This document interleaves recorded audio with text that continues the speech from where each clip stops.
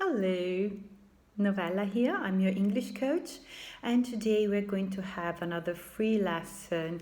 And today we're going to be speaking about business English. So, just a quick reminder before we dig deeper into today's topic, namely on my blog www.novellabenedetti.it, you will find also the same content in Italian. The same content of this lesson in Italian. So if you find it a bit hard, a bit difficult to follow the way I speak in English, feel free to follow it either using subtitles, the automatic subtitles provided by YouTube, or to just read the Italian explanation. Of course, you have the link also here below if you're watching this video from my website. Hello. Of course, on the blog, you can also subscribe to my monthly newsletter, Resfab. That is if you wish to keep being updated as to the free content I'm posting. I also normally send tips as to English and of course, all the information related to courses and so on and so forth. I send it every first Friday of the month. I totally love it.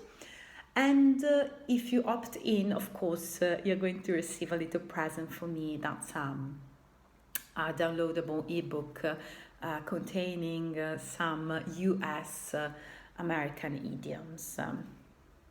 But yes, let's start with today's class. We said business English. We're going to take a look at what is business English, how is it different from general English, what questions should you ask yourself in order to decide to choose which language course to follow, whether a business English or a general one.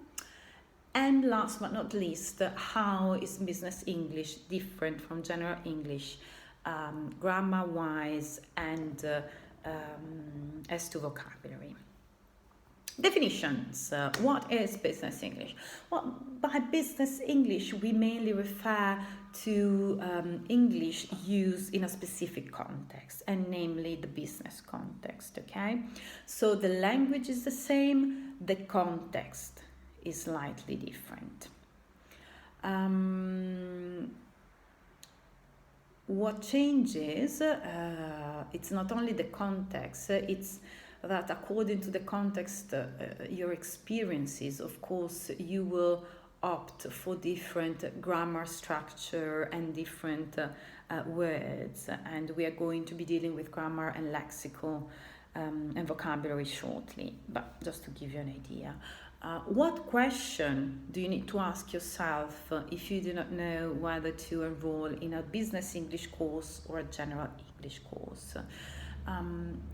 Maybe because I work a lot with companies, but most of my customers ask me for business English. It looks like business English has become like a very big topic in Italy.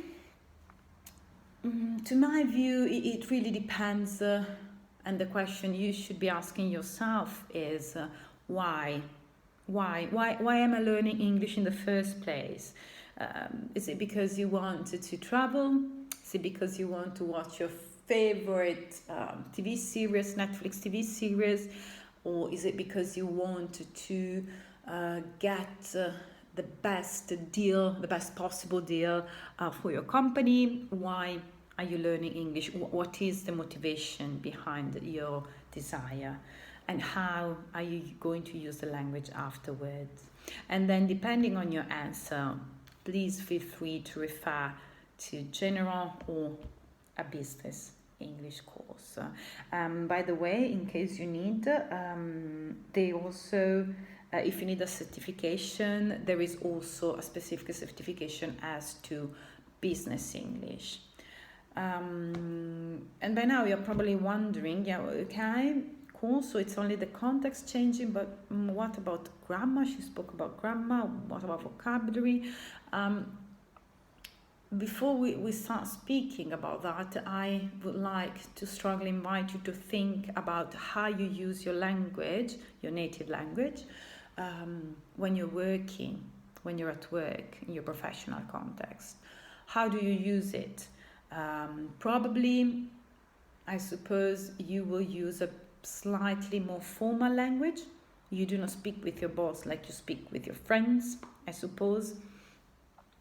And this level of formality can be achieved through different instruments, different linguistic instruments. For example, in Italian, you know that in order to show politeness and respect, we use a courtesy form, diamo del lei, while in English they do not have this courtesy form, danno del tu a tutti.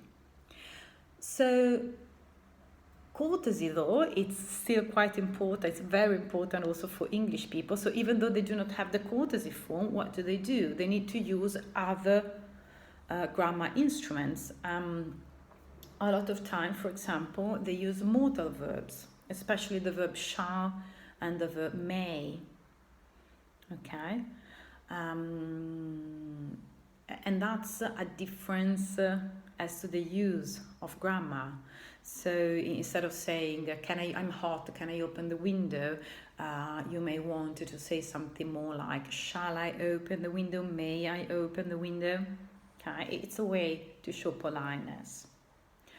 Another way to show and display courtesy can be the use of impersonal forms or the passive form. Normally, passive form are very widely used in the written language. But yes, impersonal form and passive forms tend to be used a lot also in spoken language when it comes to business because they are perceived as more polite. Of course, I can say I'm sending you in attachment the contract, but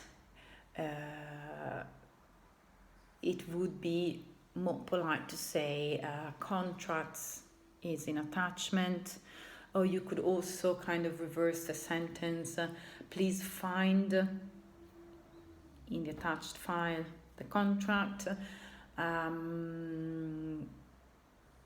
When we want somebody to do something, even in Italian, the more colloquial form use the imperative form, do that, which of course is not polite at all. Of course, when it comes to business English, we tend to avoid imperative form unless it's really, really necessary.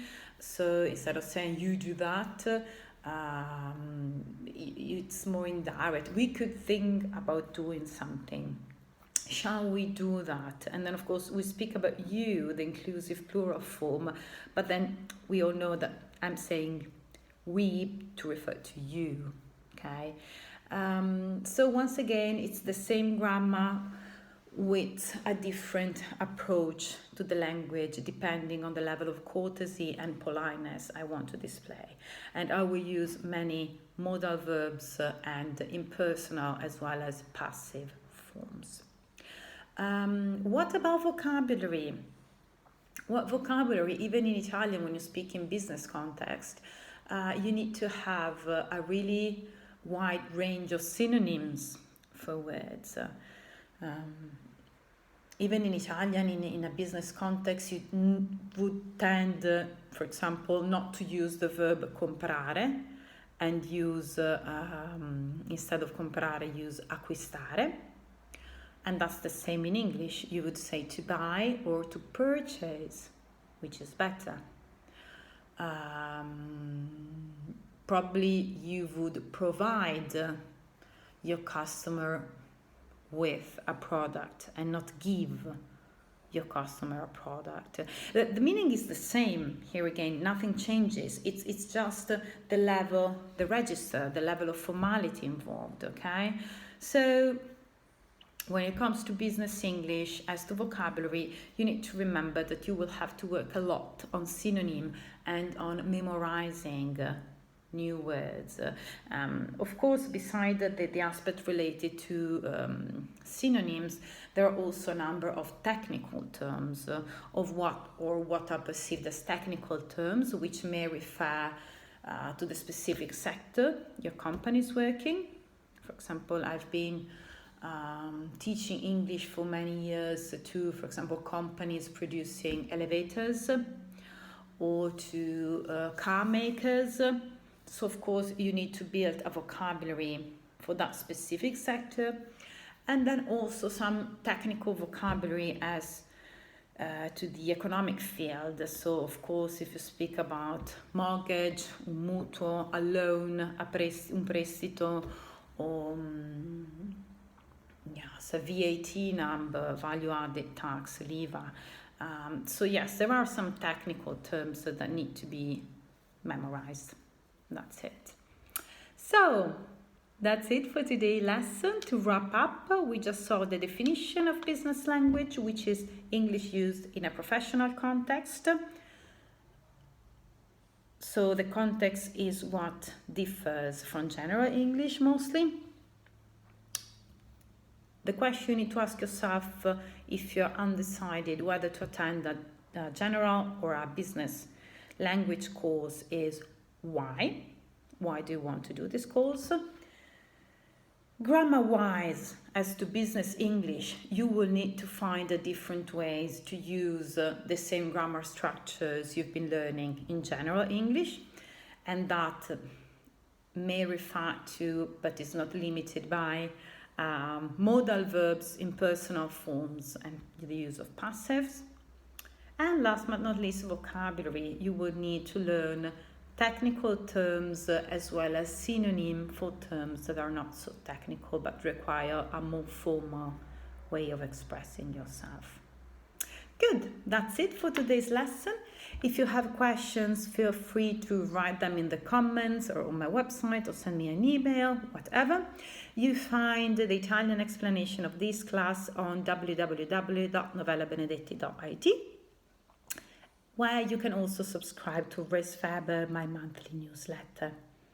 I hope this lesson was useful, and I'll see you next time.